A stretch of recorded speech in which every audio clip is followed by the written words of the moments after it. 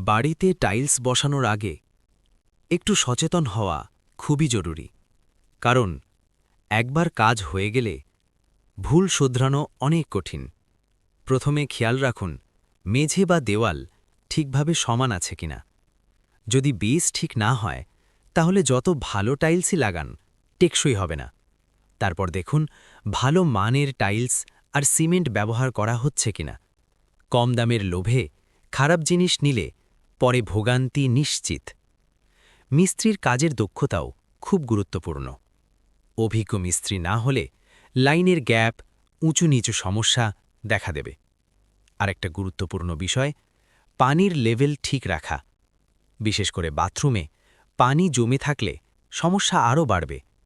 কাজ শুরুর আগে ডিজাইন ও মাপ ঠিক করে নিন, না হলে পরে কাটাকাটি করে বাড়ির সৌন্দর্য নষ্ট হয়ে যাবে।